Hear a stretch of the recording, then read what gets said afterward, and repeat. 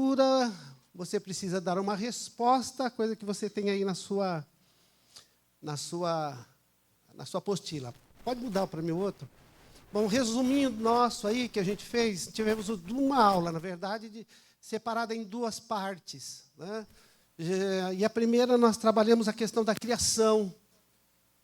E é importante, irmãos, a gente ter essa coisa da criação no nosso coração, porque ela também, nos dias de hoje, é contestada, né? E a gente pôde perceber que não é bem, o pessoal aí fora fala, não é bem do jeito que vocês dizem. Mas para nós é um fato isso, né? E é um fato histórico, porque a Bíblia assim revela para nós, ou traz para nós, e isso para nós é uma verdade absoluta. Bom, depois da criação, nós trabalhamos, veio a questão da queda de Gênesis 3, 1 a 7. Nós temos aí o momento, estava lá o casal vivendo bem, porque na queda a gente tem o antes e o depois, né? O ser humano antes é aquele que vivia com Deus, desfrutava de todos os benefícios da glória de Deus, ele conseguia dar com que a vida dele tivesse sentido, né? Ou seja, ele conseguia levar até as últimas consequências o viver, o propósito para o qual Deus o criou. Deus o criou para a sua glória. E ele, antes da queda, tinha possibilidade de viver isso com intensidade. Depois da queda, ele ficou limitado, né, no sentido de ele não mais conseguiria dar direção à vida dele. E na segunda aula, semana passada, nós trabalhamos aí a questão não falamos sobre o julgamento, né? Vem a queda, depois da queda, a questão do julgamento. O que é julgamento? A condenação e julgamento é a morte, né? O pecado vem e gera essa condição de um ser humano agora morto. Existe, mas está morto numa relação com Deus. Bom, e aí na nossa terceira aula, na verdade, nós falamos sobre... Segunda aula, nós falamos sobre... Jesus deseja que você tenha a vida eterna. Pode passar para mim, irmão. Jesus, não, está certo. Jesus deseja que você tenha a vida eterna. Trabalhamos a questão da providência, porque Gênesis 3,15 é a primeira boa notícia que Deus nos dá depois do pecado. O homem morreu, e aí? E agora? Acabou ou não? Há uma providência divina e Deus, na sua graça, traz aí uma boa notícia, né? E Gênesis 3,15 é esse primeiro, chamamos ele de proto-evangelho, ou seja, o primeiro evangelho, a primeira manifestação da graça de Deus, que tem a ver com a pessoa de Jesus Cristo. No decorrer da história vem Jesus, e este que é o Cordeiro de Deus, que tira o pecado do mundo. Aí há todo o processo, né, de encarnação, ele nasce no contexto da natureza humana, ele vive a sua vida ministerial e ele morre, né? Morre, e se dá, né, por meio da cruz. E com tudo isso a gente vai entender que ele propõe para a gente a salvação. E o que é salvação, senão a libertação, ou seja, o livramento da condenação eterna, que nós bem trabalhamos, né? Bom, aí trabalhamos a ideia de que você precisa dar uma resposta baseada fizemos a leitura aqui de Lucas 15, 11 e 13, né? Fizemos algum apontamento aqui sobre o processo da salvação, de maneira pedagógica, a gente pode olhar para esse texto e vermos como ela se dá, ainda que se dê de forma simultânea, todos esses aspectos aqui, mas a gente pode até entender que existe o arrependimento, conversão, confissão, regeneração, a alegria da salvação. E tudo isso no sentido de dizer assim que a gente precisa dar uma resposta a isso, né? Você é livre. Lembra que nós falamos, quando Deus cria o homem, pelo menos um dos aspectos da nossa criação é que nós somos seres livres. E nós podemos, ainda que nós tenhamos a nossa mente trabalhada, sejamos convertidos em Cristo Jesus, houve um trabalho de Deus, mas ainda assim eu sou livre, até para não aceitar fazer a vontade de Deus, entendendo que ela é real para a minha vida e para a sua. Não é? Nós somos livres. Então, assim, você precisa dar uma resposta, né? A pessoa que está aprendendo e sendo discipulada, no final de entender tudo isso, ela é chamada, há um apelo a ela dar uma resposta a tudo aquilo que foi proposto a ela como direção de vida. E terminamos falando sobre vida eterna ou vida futura. O que vai ser de você quando você morrer? Porque a ideia é essa: Deus criou-nos para a eternidade. Não nos criou para destruição, morreu, acabou. Não. A ideia é de que existe, ainda que existam alguns pensamentos por aí, de que morreu, acabou, a palavra de Deus vai trazer para a gente a ideia de que há uma vida futura. A vida além da morte. E para onde você vai? Qual vai ser o seu contexto de vida? Ok? E aí a gente encerrou com o texto ali, Romanos 10, 13, que diz: porque aquele que invocar o nome do Senhor será salvo. Ok? Irmãos, alguma pergunta sobre até aí? Até aí alguma dificuldade, alguma questão que não ficou tão clara, ou que você quer discutir, né? Esse negócio de salvação, o que seguir? E é necessário até para a gente tirar dúvida, porque se não tiver, está o pastor aqui, ele te ajuda aí a resolver a tua crise. Amém? Então, vamos lá. Bom, então, nossa aula de hoje será sobre morar com Jesus na eternidade. Né? No início da nossa apostila, tem um texto que eu gosto desse texto, Eclesiastes, capítulo 3, verso 11. Ele diz assim, no início da apostila, né? Logo no começo lá das aulas, tem esse texto que ele diz assim. Olha lá.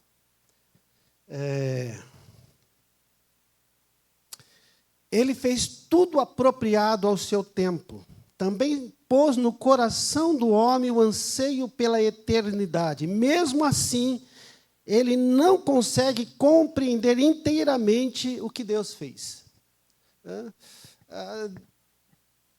A ideia é assim, de que há no meu coração e no teu coração, colocado por Deus, a ideia da eternidade. Esse anseio por viver a vida eternamente. Isso nós temos. Por exemplo, quem quer morrer aqui? Ninguém. Nós estamos tão agarrados à vida, né? Nós nos apegamos a ela e não queremos morrer, de jeito nenhum.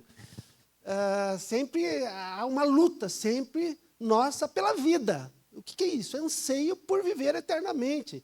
Só que a ideia bíblica é que esse viver eternamente é numa relação com Deus.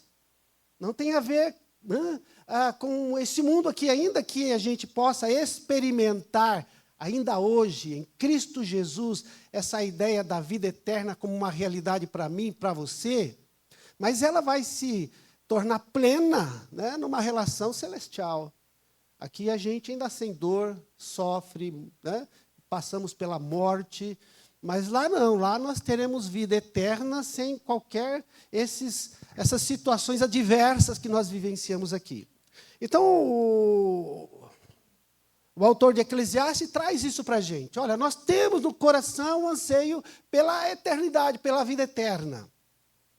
E quando nós falamos de eternidade, nós trabalhamos muito de perto essa doutrina da escatologia, que tem a ver com a história do mundo, ela terá o seu fim, né? Consumado. A escatologia trabalha isso, no sentido de que Jesus virá. E ele virá para levar os seus. E quando Jesus vier, diz o texto bíblico que haverá o processo da ressurreição dos mortos. Todos, um para a vida eterna, outro para o sofrimento eterno. Todos hão de passar pelo processo da ressurreição. Isso traz para mim, para você, essa ideia de vida futura. Há uma vida além da morte, há uma dimensão da qual nós não conhecemos, chamada céus, e outra chamada inferno, da qual são destinos, né, da vida do ser humano, daquele que está com Deus e daquele que está sem Deus. Vamos lá. Na sua apostila está assim, né, a partir dessa parte da escatologia abaixo, diz assim: para o indivíduo, o fim da presente existência vem com a morte, que o transfere da era presente para a era futura. Se há mudança de localidade, há também mudança de era, a eternidade, no céu ou no inferno. E a grande pergunta aqui é: para onde vamos depois da morte física? Essa é uma pergunta que a gente tem que ter ela bem definida no nosso coração. Não é só eu quero ir para o céu, eu desejo ir para o céu. Você vai para o céu, é lógico, todo mundo quer ir para o céu. Perguntar para o pior ser humano sobre a face da terra, ele quer ir para o céu. Vai lá, mas a questão não é essa. A questão é que antes de ir para o céu, nós temos uma vida, nós temos uma decisão a ser tomada sobre esta existência. Por isso que ir para o céu ou não vem com a ideia depois da morte. Porque em vida aqui nós temos que tomar uma postura. Ok? Tratemos, por exemplo, da morte espiritual. Eu não sei se você está vendo ali na imagem, aqui, Michelangelo pinta esse ar-fresco na Capela Sistina, e ele coloca ali aquele ser, né, aquele homem barbudo, como uma metáfora de Deus, e aquele ser humano ali, meio de forma despretensiosa ali. Você vê que Deus, com o dedo esticado, no intuito de atingir o homem, de buscar o homem, de dar ao homem a possibilidade de vida. Né? Mas esse homem, você vê o dedo dele, está esticado, mas não está muito. Ele está mais ou menos... Quanto Deus está assim, ele está mais ou menos assim. E ali você vê um vão, está separado, essa relação de separação entre homem e Deus. Isso é morte espiritual. Não há presença divina. Não há uma relação definida com Deus. Não há vida de Deus presente. Ou seja, porque Deus, nesse sentido, Ele é a fonte da vida. Se você não está ligado à fonte da vida, você não tem vida. E esta vida, necessariamente, vida eterna. É por isso que a palavra de Deus, em João capítulo 3, verso 3, vai dizer uma coisa para nós, né? Se você quiser ler esse texto. João capítulo 3, verso 3, diz assim: em resposta, Jesus declarou: digo a verdade, ninguém pode ver o reino de Deus senão nascer de novo. Por isso que salvação, restauração da comunhão com Deus, do relacionamento com Deus, tem a ver com nascer de novo. Estava morto, nasce de novo. E aí Jesus vai explicar no capítulo 13 aqui, vai dar um norte aqui, que não é o nosso contexto agora, mas a ideia é essa: para você poder ter vida com Deus, você precisa nascer de novo. Essa é uma experiência de vivificação, quando nós entendemos, compreendemos a totalidade da graça de Deus e nós nos arrependemos, nos colocamos numa atitude de arrependimento diante dessas verdades que nos são colocadas. E nesse processo todo há um mover do Espírito Santo, no sentido de fazer com que essas palavras elas se tornem verdades absolutas no meu coração, no intuito de me conduzir agora para uma nova vida, uma nova relação com Deus. Então, nesse contexto, há um vivificar-se da nossa vida. Ou seja, nós vamos começar a experimentar novamente da vida com Deus. Nós existimos sem Deus, agora nós vamos existir com Deus. Isso é nascer de novo. Isso nos torna capaz de começar a experimentarmos desse negócio chamado vida eterna. Agora a gente olha para o futuro com mais disposição, com mais motivação. Nós conseguimos enxergar o céu, o trono de Deus. Nós conseguimos ansiar, fazer com que esse anseio pela vida eterna, ele não seja só um anseio, mas seja uma verdade para a minha vida. Eu sei para onde vou. Eu sei onde estou com Deus. Eu sei que estarei com Deus. Então, vida, eternidade, morte espiritual tem essa coisa de estar separado de Deus. Enquanto você está separado de Deus, não tem céu.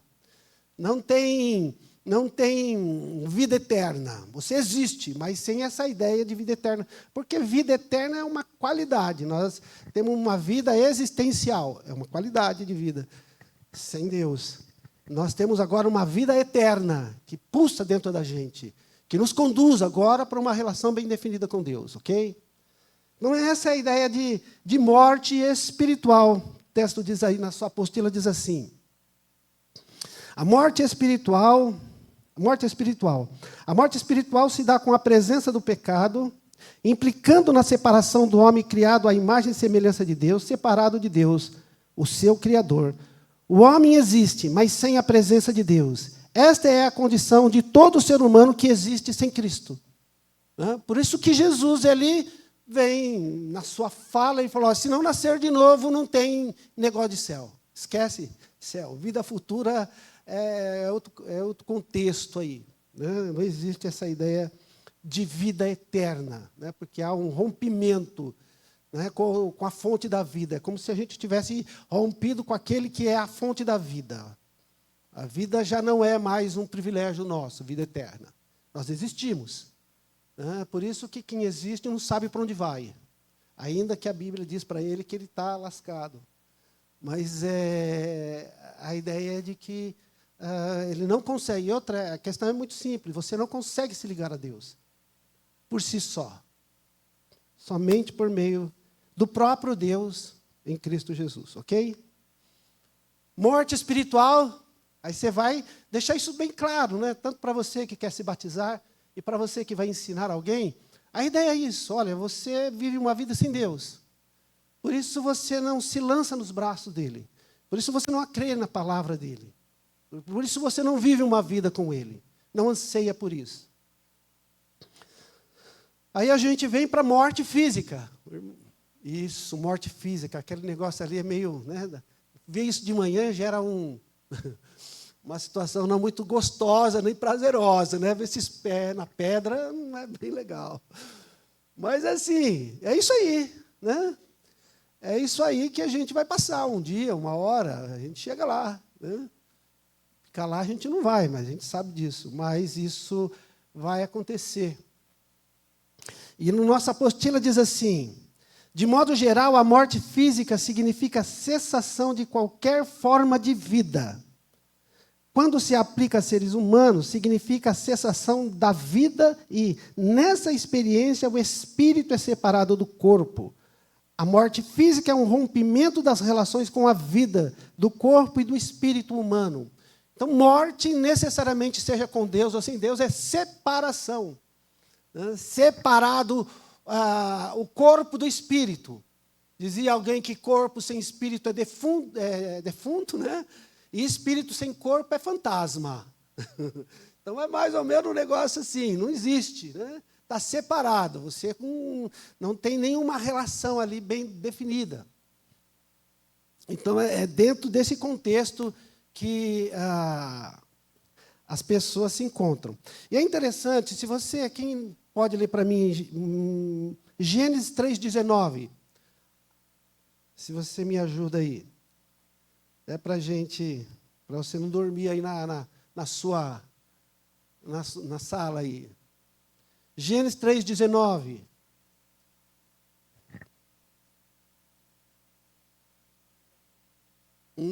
Gênesis 3,19. Pode ler.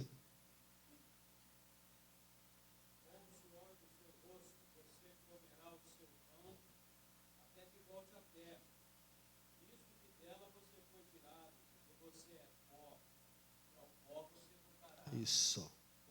Então, à medida que Deus vai definir o juízo do homem, ele falou: vai morrer. Fisicamente, você vai deixar de existir. Você veio do pó você vai voltar. E é isso mesmo. O que ocorre? Eclesiastes 12:7, ele vai dizer assim: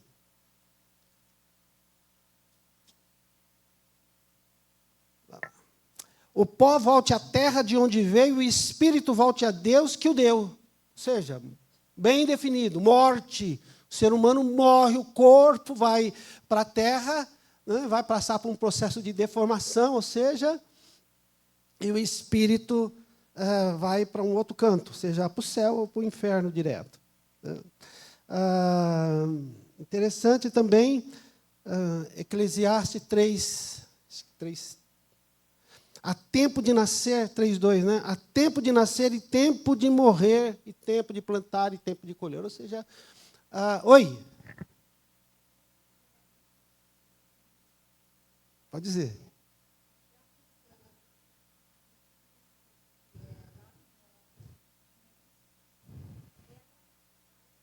Sim, isso. Isso, vai para o inferno.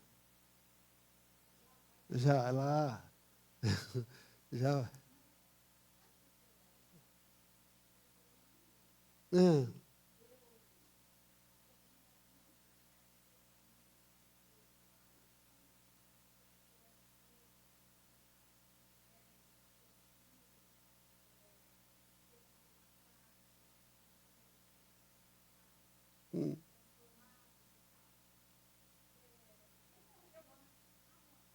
Que morreu antes de quem? De Jesus? Então, quem morreu antes da vinda de Jesus já está no céu. E quem morreu, né, que estava com Cristo, entregou sua vida certinho, né, vai para o céu, está lá no céu. E quem morreu antes sem Jesus está no inferno. Então, o julgamento não é para a morte, para céu e inferno. O julgamento era só para definir a situação do indivíduo. É só para falar, você está condenado mesmo, acabou. Não é é como o cara que está preso. Ele está preso lá, faz o julgamento, e aí ele só fala assim, cara, você só vamos ratificar aqui a ideia de que você está preso. É.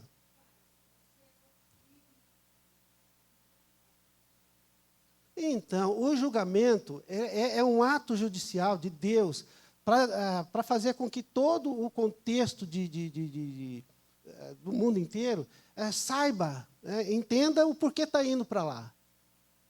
Né? Porque seria assim, é como se eu estou aqui na prisão, eu sei que eu fiz, estou errado e vou preso, mas precisa ser ratificado essa ideia. Tem que haver um julgamento. Eu estou condenado, mas na condenação, após a condenação é que vem o julgamento. O julgamento é só para ratificar, porque a palavra, nós vamos ver aqui, mais um pouco aqui, descendo um pouquinho a nossa lição, a gente vai entender assim, a palavra de Deus vai dizer assim, quem crer será salvo, e quem não crer já está condenado. Não julgado, condenado.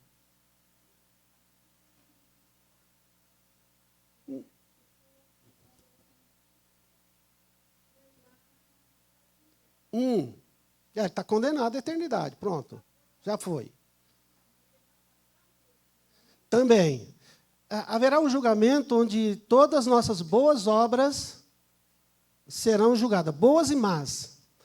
E a palavra diz que esse julgamento ele começa dentro da sua casa. Ok? Então, assim, o julgamento é uma ação de Deus judicial que ratifica, ou seja,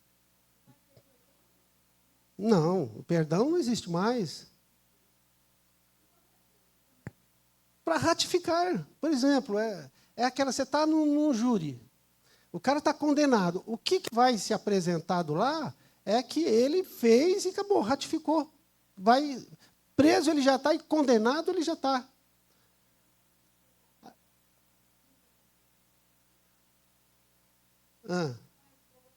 Não.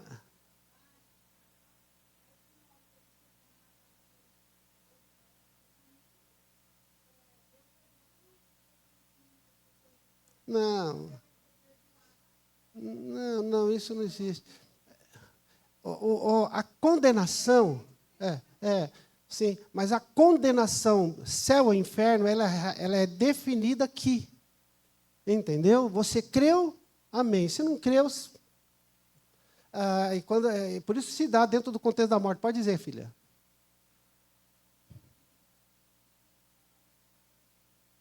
Não, o galardão é outra coisa. Oi. Oi. Ah, é. Pouco. Hum.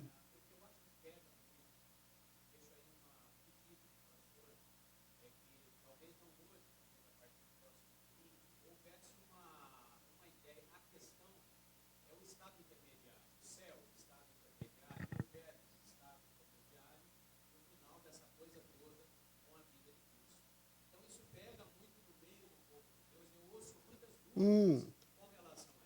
Sim.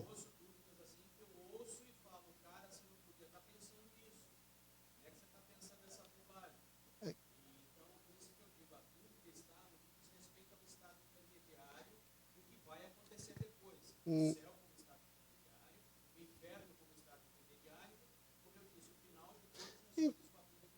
Então, sim. O que eu estou tentando dizer é que não existe um estado intermediário. Né? Não existe um estado intermediário. Você vai para o céu. O purgatório, por exemplo, é um estado intermediário. É. Sim. Hum. Sim.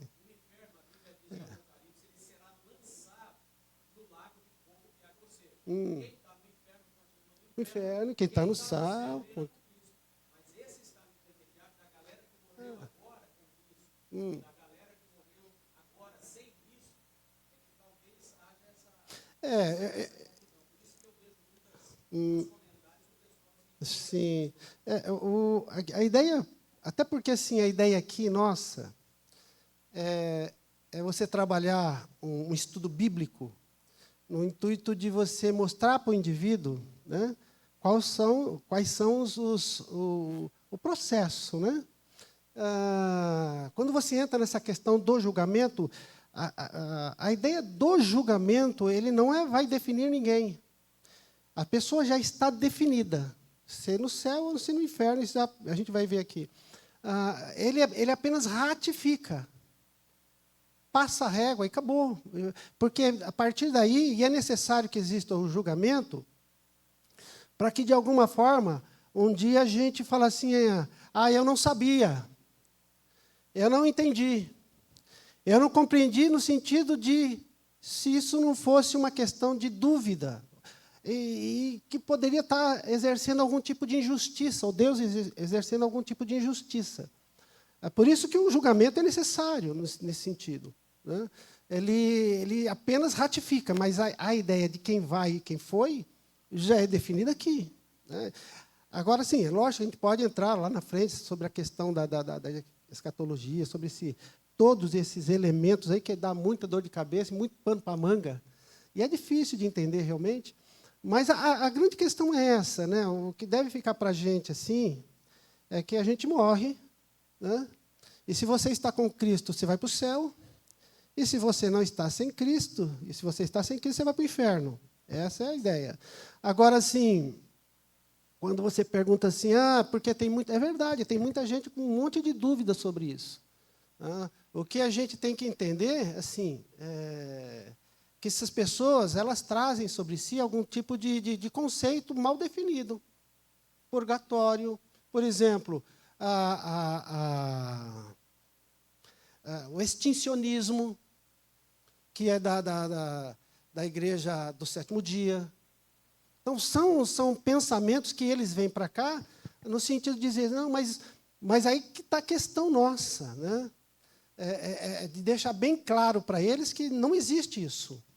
Né? Biblicamente, o que existe se está no céu, morreu com Cristo, céu, morreu sem Cristo, inferno.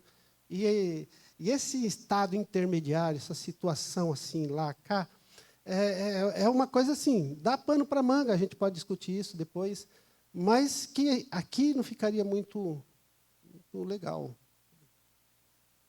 Pode dizer.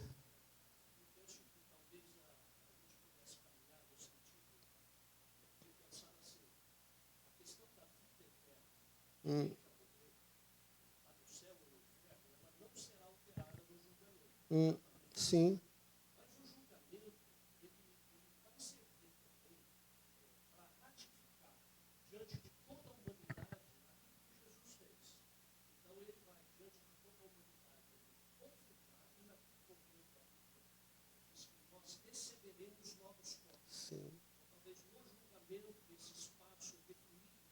Hum.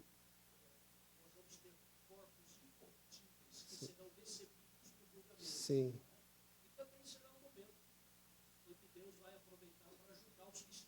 Sim.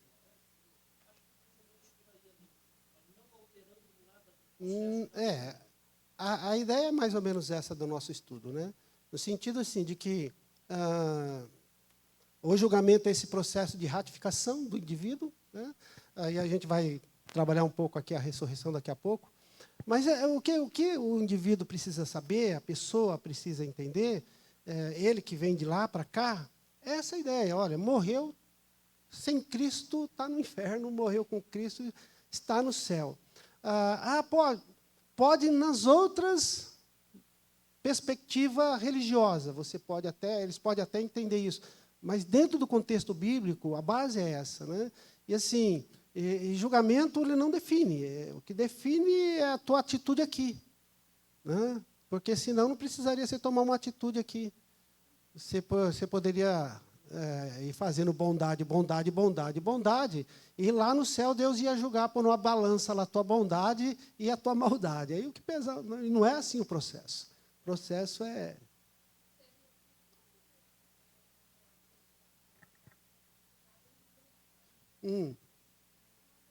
Isso.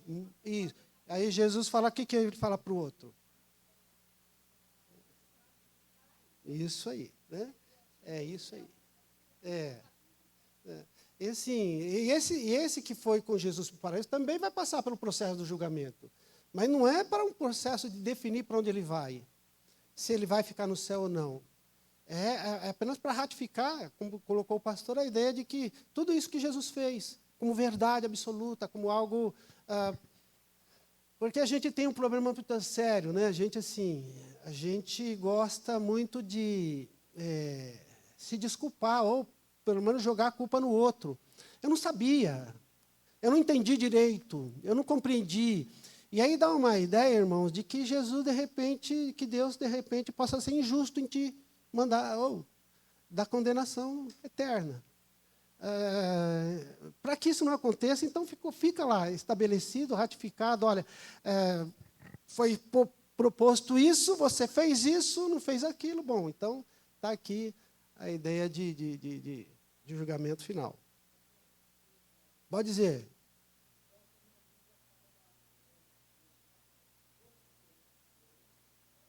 Sim. Isso.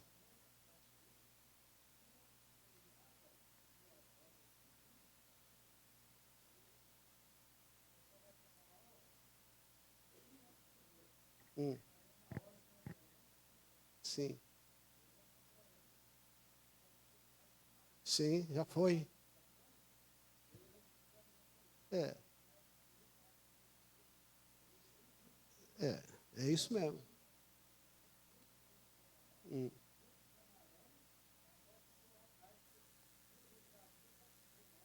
É que já foi o tempo, né? O tempo da graça, irmãos, ele é esse tempo, é o tempo que nós estamos vivendo agora.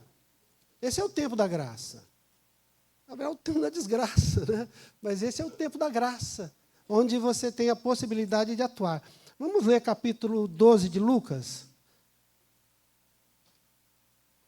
Capítulo 12 de Lucas, a partir do versículo 22.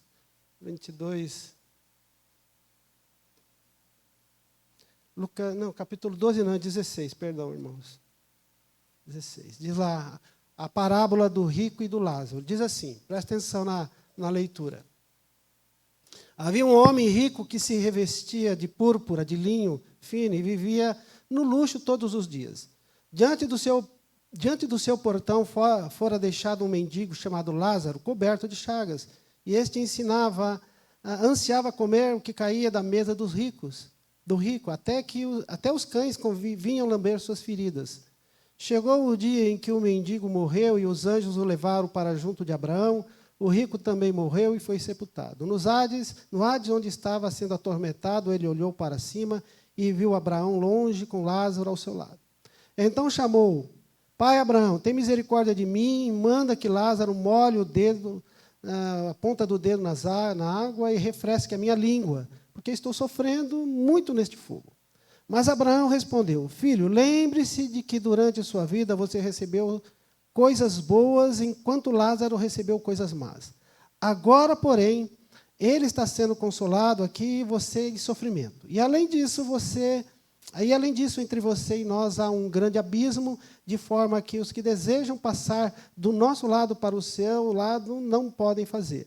E respondeu: então eu te suplico, pai, manda Lázaro ir à casa de meu pai, pois tenho 5 irmãos, deixa que ele avise, a fim de que eles não venham também para este lugar de tormento. Abraão respondeu: eles têm Moisés e profetas que o ouçam. Não, pai Abraão, disse ele, mas se alguém dentre os mortos fosse até eles, eles se arrependeriam. Abraão respondeu: se não ouvem a Moisés e aos profetas, tampouco deixarão de convencer, se deixarão convencer, ainda que ressuscite alguém dentre os mortos. Então, a parábola ela traz bem isso, né? 2 situações bem definidas aqui, representando a humanidade. Abraão, a ideia de Deus. E dentro desse contexto, a questão é simples. Olha, um foi para o céu e o outro foi para o inferno. Acabou.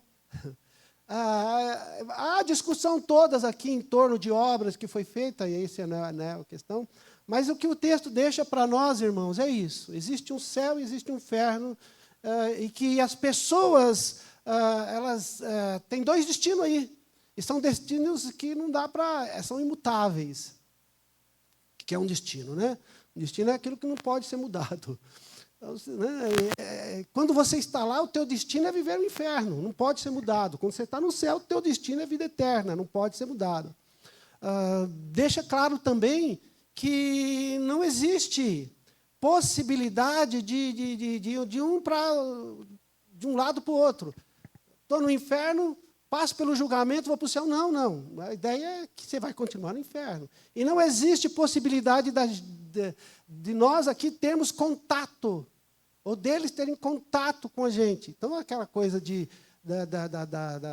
dos mortos que aparecem também é alguma coisa totalmente inviável para o nosso contexto. Eu gosto dessa palavra porque ela deixa muito claro para a gente. Olha, não há dúvida. Não há dúvida de que existe um céu, de que existe um inferno, de quem morre ou vai para um lado ou vai para o outro. Porque a nossa lição aqui ela está girando, por enquanto, em torno disso. Né? No sentido de dizer para quem está estudando e para quem você vai ensinar, filha, existe 2 caminhos. Existe 2 opções. Existe 2 destinos aí. Não dá para a gente, não existe um terceiro. É céu ou inferno, não existe outra possibilidade. O texto abaixo ele diz assim, o texto está nos dizendo que também o espírito não dorme. Isso é legal também a gente tentar entender, que quem vai para o inferno e vai para o céu vão consciente. O corpo morre, mas e o espírito ele vai consciente, e consciente do que viveu, por que está lá, sabe por que foi para lá, sabe que não tem mais possibilidade de retorno. Então, é uma questão assim, que a pessoa morre e vai para um outro lugar sem saber o que era. Não, não.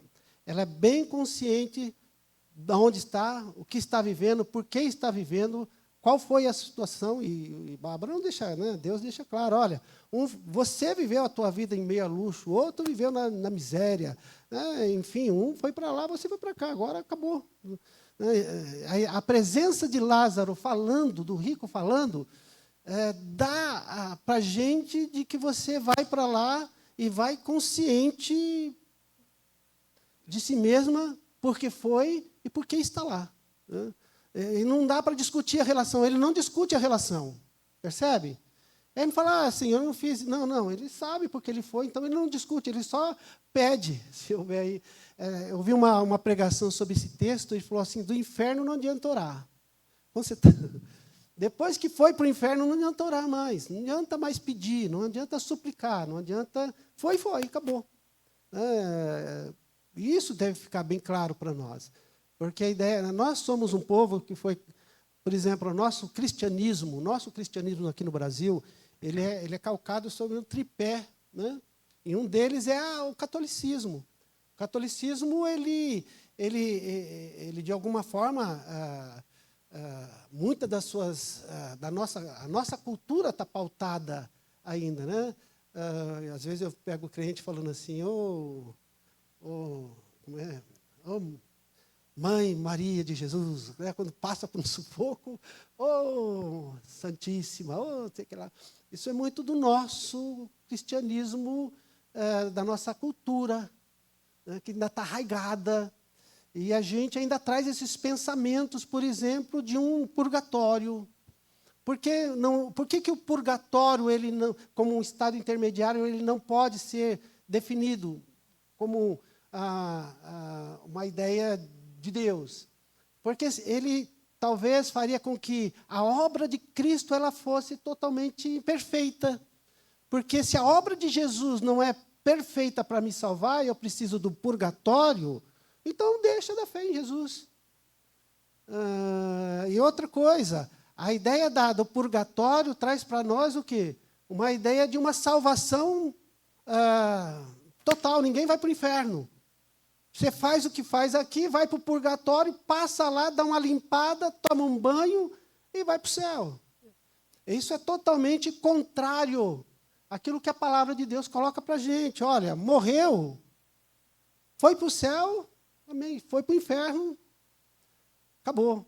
Não existe um espaço onde você pode, que está ligado entre o céu e o inferno, onde você passa uma purificação e vai para lá.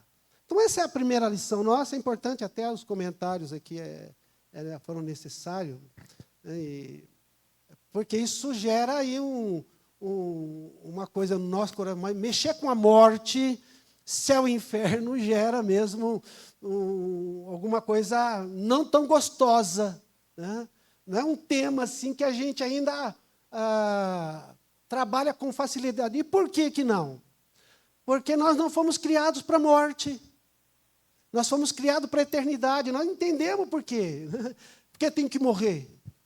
Tem que morrer por causa do pecado. Nós já estudamos lá atrás.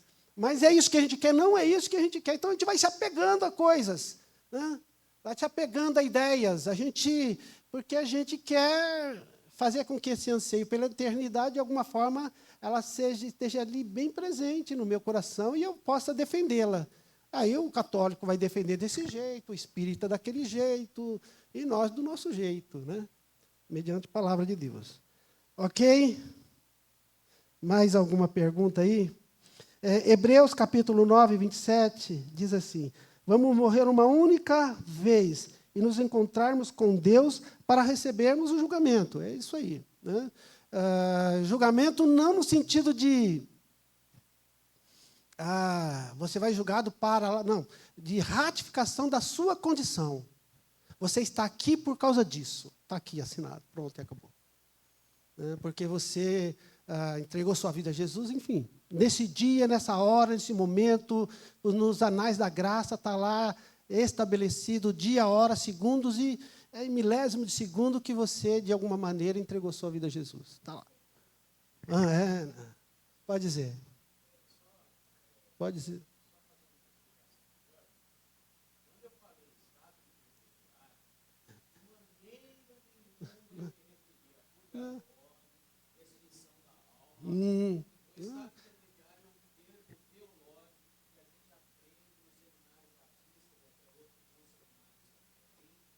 Pessoas que já estão no céu, aguardando essa ratificação para a salvação eterna, e os que estão no inferno aguardando a ratificação para a perdição eterna irremediavelmente. É verdade. Eu falei assim, estado intermediário, então tem um no meio, é o purgatório. Não. A Bíblia não dá espaço para isso. Eu estou explicando que é um termo teológico. Na verdade. Espera uma salvação eterna, Mas, na eternidade já estão... não, eu entendi, irmão. Eu entendi, sim. É que, na verdade, quando a gente fala... Quando a gente fala de um termo intermediário, a ideia que vem para... Primeiro que vem é que existe um termo... existe um lugar ali, né? Mas a ideia de... Isso, não. A ideia de termo intermediário é isso mesmo. Não, fica tranquilo, é isso mesmo. Está vendo? Aí a gente vai sabendo mais ainda. Amém? Mais alguma coisa, irmãos? Eu coloquei alguns textos aqui, irmãos. Marcos 16, 16, ele diz alguma coisa interessante.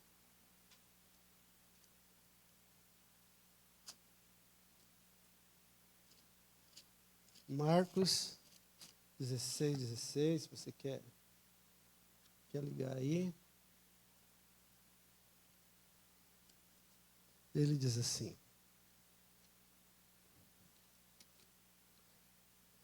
quem crer e for batizado será salvo, mas quem não crer, este será condenado. Então, assim, a ideia é bem aqui. A salvação, ela acontece aqui, não é lá. Né? Não é fora dessa dimensão. Nós entendemos, compreendemos a graça aqui. Tomamos uma decisão aqui. Por isso que a gente fala, precisa-se de uma resposta para o contexto. É isso. Oi.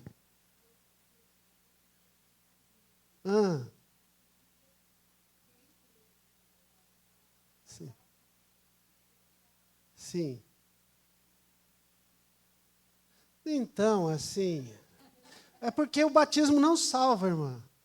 O batismo não salva. O batismo é uma expressão daquilo que aconteceu aqui dentro. Entendeu? Não há necessidade do batismo para ir para o céu. Porque o batismo, ele é um ato público daquilo que já aconteceu na tua vida. Então, assim, não haveria necessidade de Jesus batizá-lo para ir para o céu. Né? Porque já aconteceu o processo no coração dele.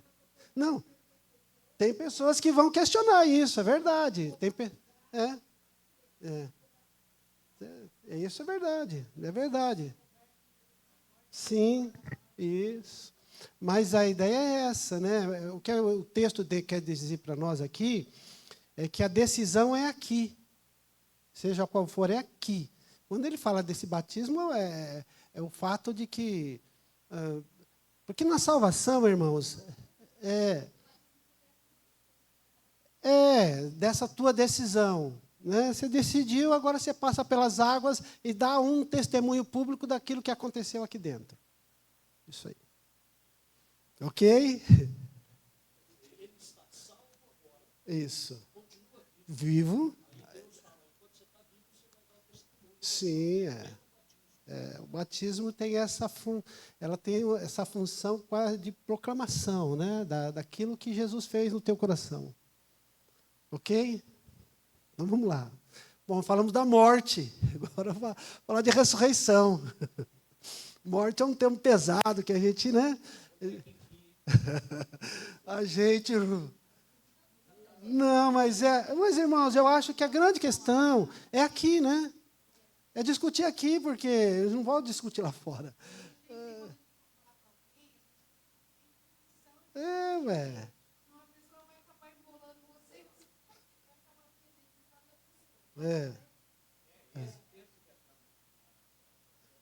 Se você pega a lecionário, É. vi gente na televisão pregando. Sim. O que o texto quer dizer é assim, ó, a decisão para ir condenado ou não é aqui. Né? O julgamento será aquele processo de ratificação, né, que Deus vai fazer. Pronto. Bom, irmãos, a ressurreição é um fato histórico, né? Segundo a Bíblia, um dos principais acontecimentos na volta de Jesus será a ressurreição dos mortos. Todos os que viveram na terra participarão desse processo, desse poderoso ato de transformação. E por que Deus e por que há necessidade de ressurreição do corpo? Porque o homem sem o corpo, ele não é homem. O que será condenado e que será salvo será o homem, não é? Né? Quem vai ser salvo, quem vai ser condenado será o homem. O homem sem o corpo, ele não é homem, ele é um espírito vagando aí. Por isso que o corpo vai ser ressuscitado, para que, nesse contexto, vivencie com toda a plenitude o céu e que toda a plenitude do inferno, né? Com toda a intensidade lá. Bom, Daniel, capítulo 12, verso 2 e 4, vamos lá? Ele já falava sobre esse tema. Esse tema já era proposto por Daniel.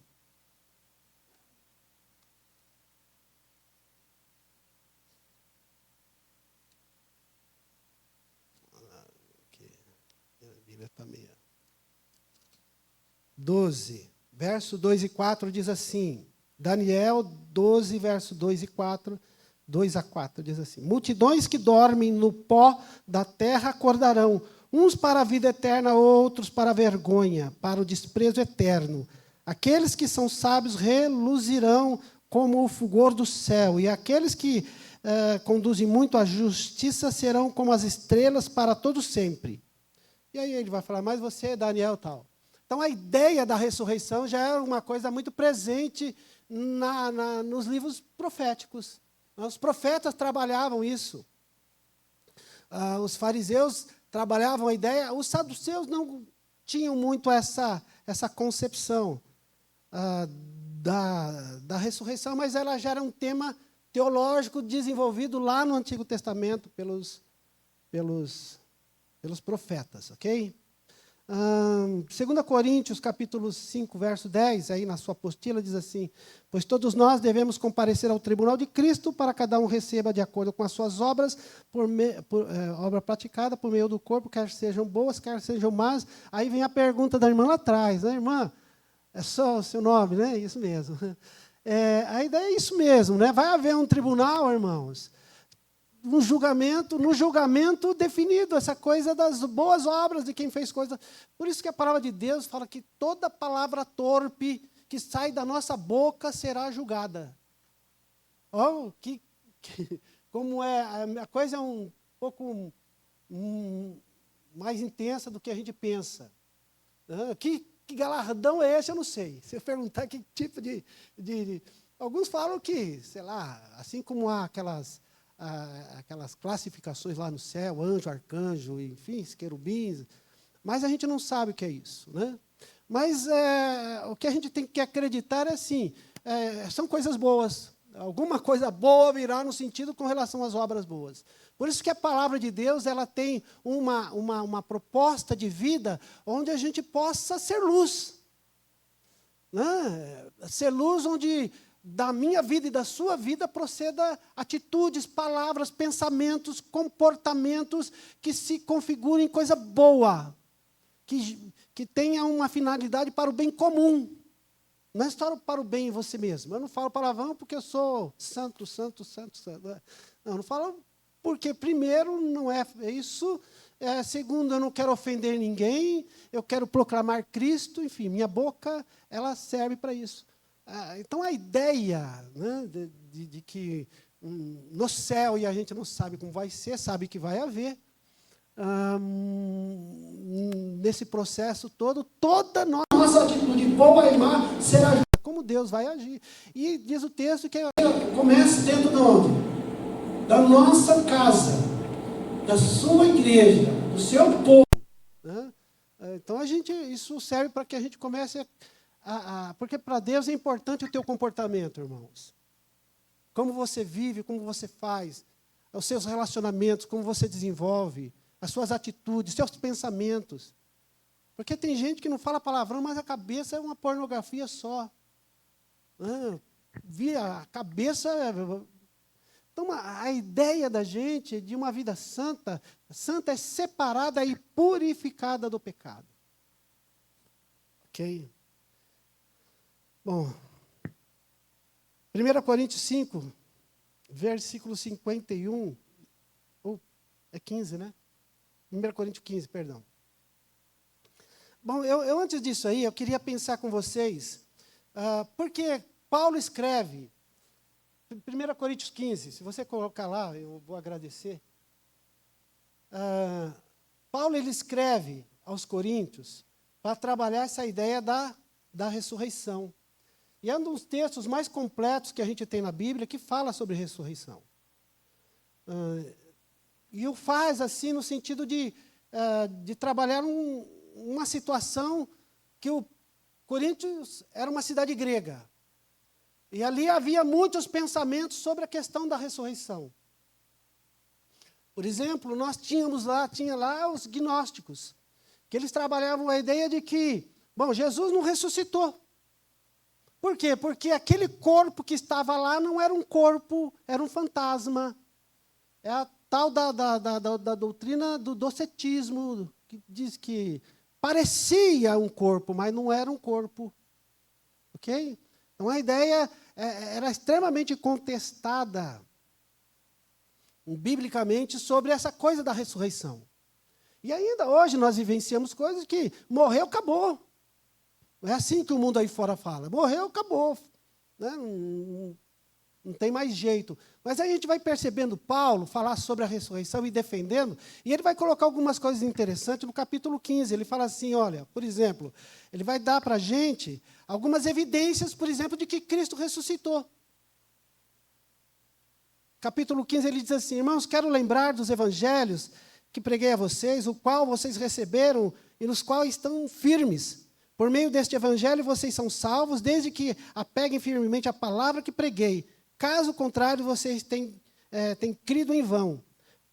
Pois o que primeiramente lhes transmiti foi que recebi, que Cristo morreu pelos nossos pecados, segundo as Escrituras, foi sepultado, ressuscitou o terceiro dia, segundo as Escrituras, e apareceu a Pedro, depois a 12 irmãos, depois disso apareceu a mais de 500 irmãos de uma vez só, a maioria dos quais ainda vive. Então, Paulo traz uma coisa importante para a gente aqui. Ele fala, olha, primeiro, a ressurreição ela é real porque a Escritura toda fala dela. Então, o que eu estou dizendo para você não é uma invenção minha. O Evangelho traz isso. Jesus falou sobre a sua própria ressurreição. Então, as Escrituras é uma evidência de que Jesus ressuscitou. A segunda coisa é a ideia assim, que a ressurreição é real, por quê? Porque há testemunhas que viram Jesus. Aí ele fala dos apóstolos, mais de 500 pessoas, enfim. Aí ele fala, por último eu, Paulo, sou o último dos apóstolos. No sentido de que há evidências da ressurreição. Porque ainda hoje a gente vivencia muitos pensamentos sobre o qual não existe esse negócio de ressurreição. E aí Paulo vem questionar e trazer para a gente uma ideia de que isso é real. Por exemplo, quando ela vai ocorrer? Capítulo 15, verso 23, diz assim, porque assim, diz o texto que quando Jesus vier, né, aqueles que estão nos seus túmulos, eles sairão deles, serão ressuscitados para o céu ou para o inferno. Quando isso vai acontecer? Né? E aí ele começa a falar sobre a ressurreição, e ele diz assim, mas cada um por sua vez, Cristo primeiro, depois quando ele vier, os que lhe pertencem. Então virá o fim quando ele entregar o reino a Deus e depois ter destruído o domínio, toda a autoridade, e todo o poder. A ideia é assim, de primeiro Jesus, ele ressuscitou, amém? Corpo real, palpável. Chega para Tomé, toma aqui, coloca os dedos aqui nos buracos do meu. Então, a ideia da ressurreição de Jesus. E nós, quando Jesus vier, então todos serão ressuscitados. Um para a vida eterna, outro para a morte eterna. E aí, fecha-se esse ciclo. Acaba essa ideia. A história, então, ela é consumada nesse processo todo aí. Ok? Vamos lá, na sua apostila aí. Na morte, a atividade corporal cessa o corpo e começa a desintegrar-se, o que é inerente à natureza. Pois na morte, o corpo se desintegra. É natural que isso aconteça. O espírito entra num estado consciente de existência, aguardando o momento da ressurreição, aguardando o dia em que Deus determinou que voltará com justiça, que voltará e julgará o mundo com justiça. Uma ideia colocada aqui na apostila é essa. O corpo se desintegra, e depois, quando Jesus volta, esse corpo ele é restaurado, porém o espírito ele está consciente lá no céu e consciente lá na sua condição de morte eterna. Ok? Todos irão para o mesmo lugar no tempo do julgamento? Não. Mateus 25, 34 e 41.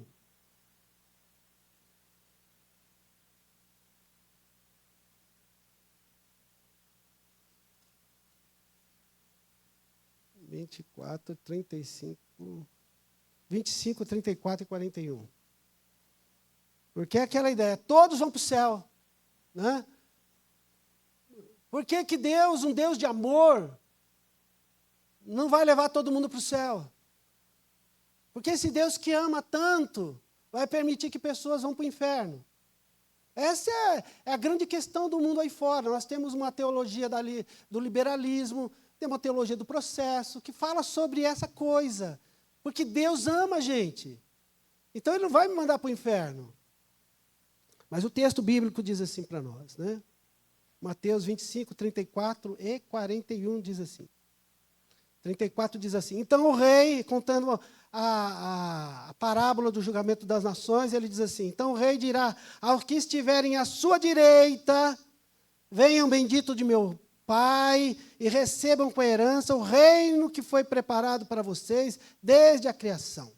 Porque eu tive fome, tu me deste de comer, enfim, que fizeste de uma maneira ou de outra aquilo que Deus colocou para você fazer. Você viveu a vida de uma maneira que agradasse a Deus. E o versículo 41 diz assim, então e dirá aos que estiverem à sua esquerda, direita e esquerda, né? Aqueles que estiverem à esquerda dirá, malditos, apartem de mim para o fogo eterno, preparado para o diabo e para os seus anjos. Então todo mundo vai para o céu? Todo mundo vai para o céu? Não. Né? Aqueles que em Cristo estão, terão a sua vida, ainda que morram, terão de maneira consciente a vida no céu, né, com Deus. E aqueles que em Cristo morreram para o inferno. E no dia do julgamento final, o que vai acontecer, a ideia não é necessariamente definir quem vai ser salvo, porque isso já está definido. A questão é mais ratificar. Oi, irmã. Do quê? Anjos. Nesse contexto aqui?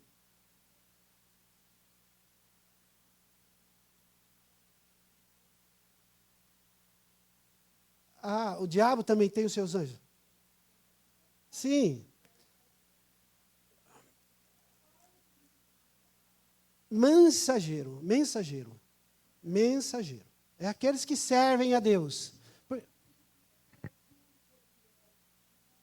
Não, os anjos dos céus são... Os anjos do diabo, eles caíram, estão no inferno. O que a gente chama, irmã, é assim, ó. Quando o autor trabalha aqui, ele está contando uma história, né? Ele está contando uma parábola, ele fala assim, olha, tem aqueles que trabalham para Deus, que são os anjos de Deus. Esses trabalham para Deus e eles vão tirar, vão separar esse da esquerda da direita e vão levar um para cada lugar. Mas tem o diabo com os seus também. Não, o diabo ele é um ser maligno. Quando ele fala anjo, tem os mensageiros de Satanás. Ok? Anjos caídos.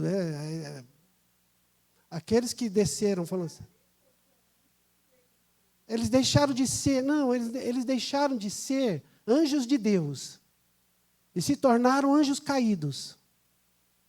Porque anjo não é a ideia de um ser celestial ou não. Não tem a ver com pureza e santidade. Tem a ver com o tipo de uma pessoa, um ser. Né? E um ser espiritual cuja o símbolo do nome, o significado do nome é mensageiro. Então, Satanás tem os seus mensageiros, que a gente chama aqui de demônios. Né? E Deus tem os seus anjos. Aqui ele chama de serafim, arcanjos, querubins e um monte de outros lá. Então, a ideia é essa. Mas a ideia aqui que eu quero dizer do texto, irmã, é de que, no contexto final, todos vão para o céu, todos vão... Não. Uns vão para os céus e outros para o inferno.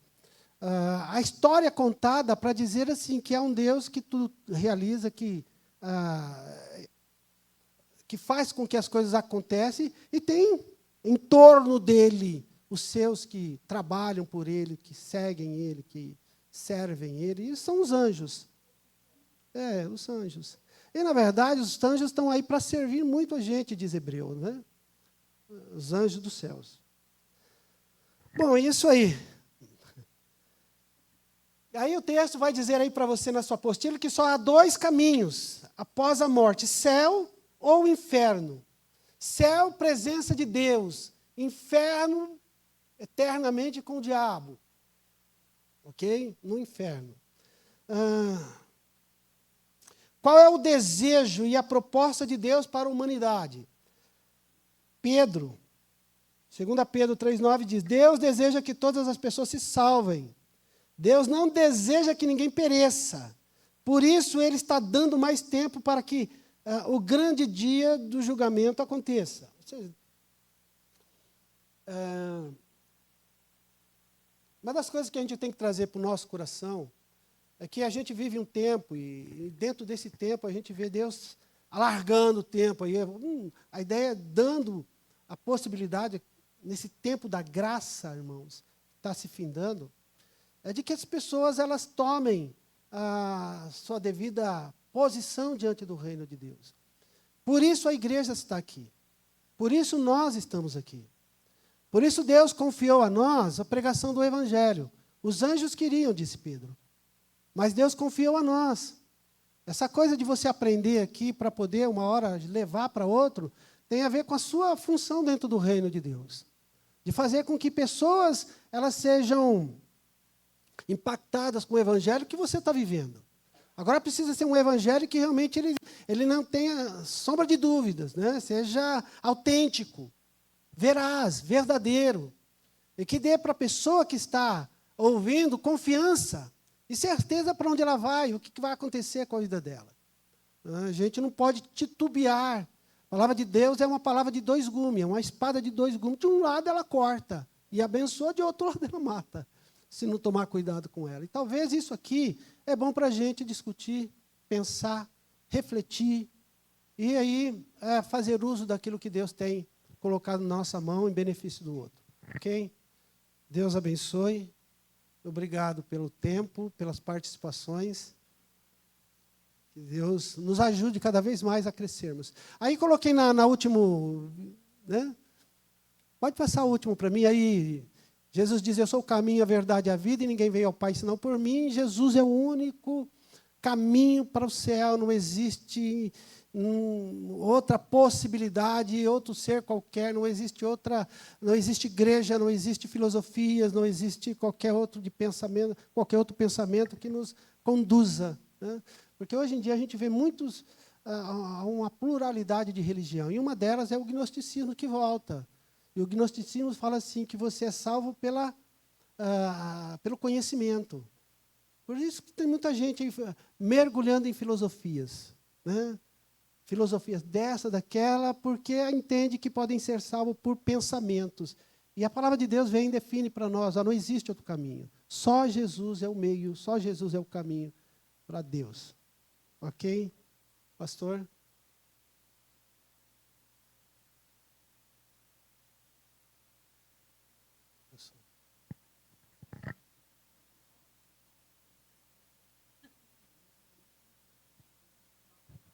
Amém. Glória a Deus. Irmãos, eu penso, que um dia você vai comparecer diante de Deus. Guarda isso, hein?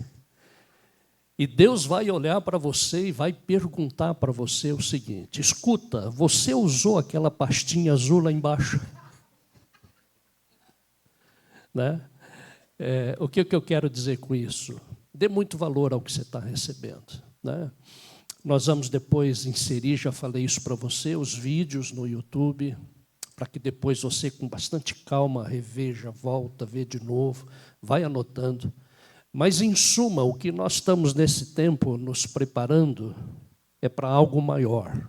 Nós estamos pedindo isso para Deus. Deus nos dê um discípulo, né? Vida na vida, para que eu possa usar esse conteúdo que a gente está recebendo. Então, começa a orar nisso, irmãos.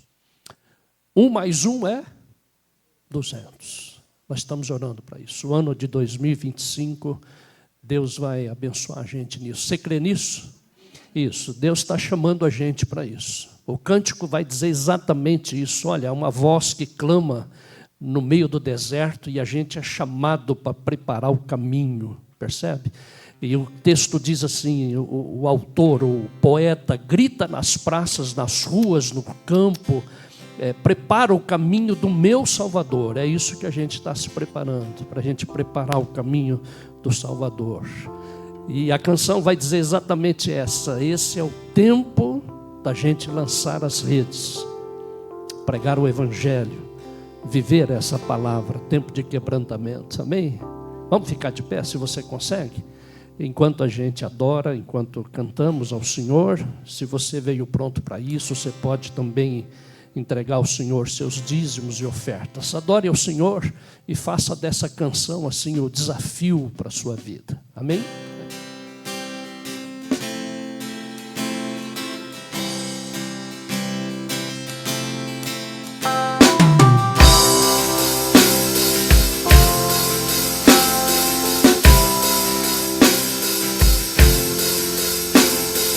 Voz que clama em meio ao deserto, prepara o caminho do meu Salvador. Grita nas praças, nas ruas, nos campos, prepara o caminho do meu Salvador. Toca a trombeta em Sião, não despreze as feridas das suas mãos.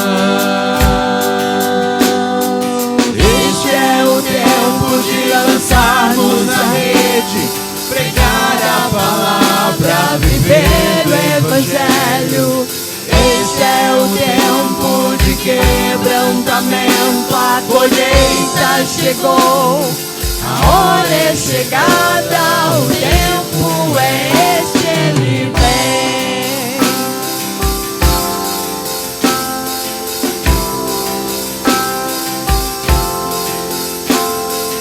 Voz do que clama em meio ao deserto, prepara o caminho do meu Salvador.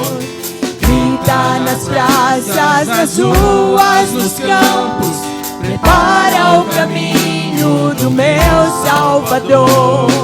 Toca a trombeta em Sião, não despreze as feridas das suas mãos.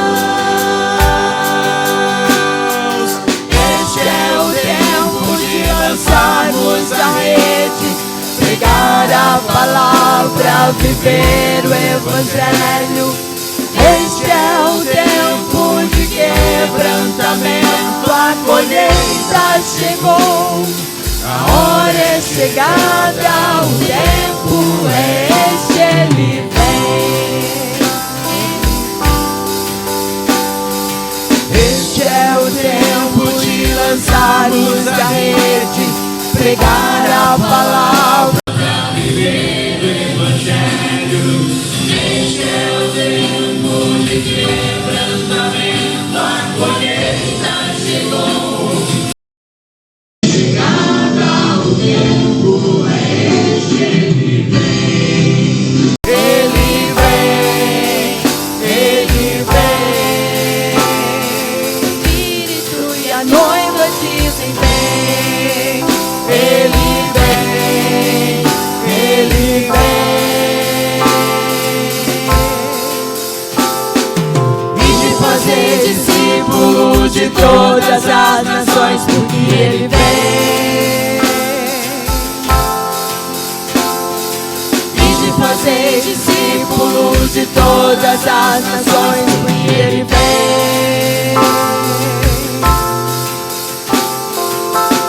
Fazer discípulos de todas as nações, porque ele vem. O Espírito e a noiva dizem vem. O Espírito e a noiva dizem vem.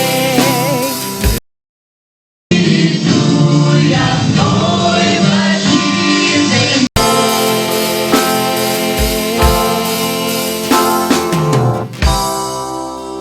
Ora vem, Senhor Jesus. Amém, irmãos. Vamos orar ao Senhor. E nesse tempo de oração aqui, eu queria compartilhar aqui 2 pedidos de oração que chega. Vamos orar pela irmã Aparecida, né? A nossa irmã em Cristo, a irmã do irmão Antônio, né? Começa com A lá, né? Aparecida, Antônio. Ela tem 89 anos, quebrou o fêmur, né? Vamos pedir a graça de Deus sobre a vida dela, Aparecida. E também vamos orar pela Rosângela.